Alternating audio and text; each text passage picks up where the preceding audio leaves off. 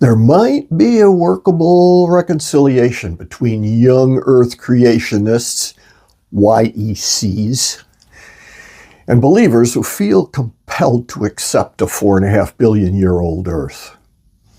In an earlier post, I threw a frog into the Jello, observing the necessity of either believing the Bible or rejecting it concerning creation. We cannot accept both the Bible and evolutionary science, aka secular humanism. That is this post, and if you haven't seen it and want to, I'll attach it at the end. In my growing up, my dad accepted the gap theory that, in the beginning, God created the heavens and the earth. At that time, God made the dinosaurs and other prehistoric life. Then the part, and the earth was formless and desolate, emptiness, New American Standard, was translated to be, the earth became a formless, etc. That is, God created the prehistoric earth with dinosaurs, etc., then destroyed it and started over. One huge problem with that is the fossil record, literally a record of death before sin. Practically speaking, without millions of years, the theory of evolution would be dead in the water. It is the one requirement that absolutely cannot be circumvented. I cannot overemphasize the fact that an incomprehensible age is the one non-negotiable for the evolutionist. But the reconciliation. Remember that at some time there was a war in heaven. Satan rebelled and was cast out along with a third of the angels who chose to follow him. But cast where? To earth. When? In the garden, Satan was there to tempt Eve. How did he get there? When did he get there? I'd like to say this was original with me, but I heard John Lennox hint at it in one of his interviews.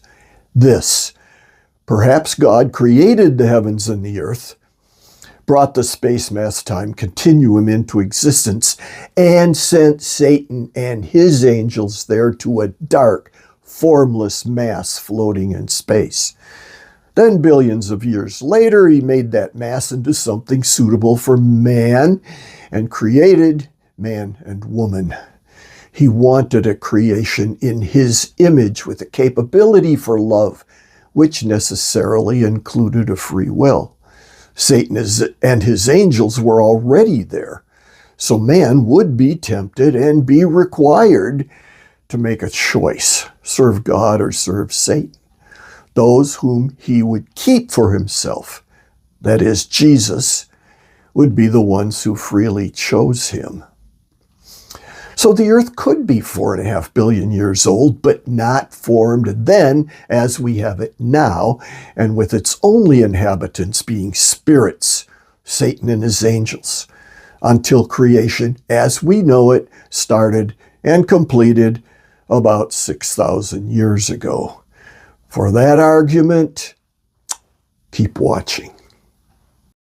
In previous posts, I went through the genealogy from Adam to the Great Flood, and then from the Flood to the Exodus. The Bible gives us names and numbers. Like Adam was 130 years old when he fathered Seth. Seth was 105 when he had Enosh, etc. Down to Noah, who had his sons after he was 500 years old. At 500 years, God told Noah to build an ark. It took him 100 years, and then the flood came. Accumulating the years listed tells us the flood began 1,656 years after creation and ended 1,657 years after creation. Then Genesis 11, 10 through 26 gives us a genealogy from Shem to Abraham.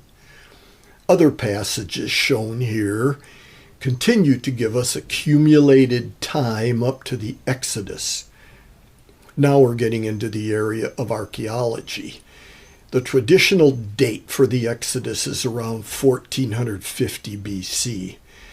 The total number of years from creation to the birth of Jesus is 1657 years from Adam through the flood, plus 1014 years, end of the flood to the Exodus, plus 1450 years, Exodus to the birth of Jesus. That total is 4121 years. Add 2025 years AD to that, and we find God creating us and the complexity around us 6,146 years ago. That was an easy tally. I've shown you references, and you can check it. You might, and many of you will say, but science tells us that the Earth is 4.5 billion years old. What science seems to tell us is not where we start. First, we have to decide, do we believe the biblical account that is given to us as a historical record with names and ages? Is that account a true historical record? In other words, are we going to believe what the Bible sticks in our faces as literal and accurate or not? Science, in quotes, or the Bible, both can't be true. I know many of my friends won't like that, but I don't see how it can be any other way. When names and specific numbers are given to us, they're given as fact, as history, not as poetry or a metaphor. I don't see any alternative.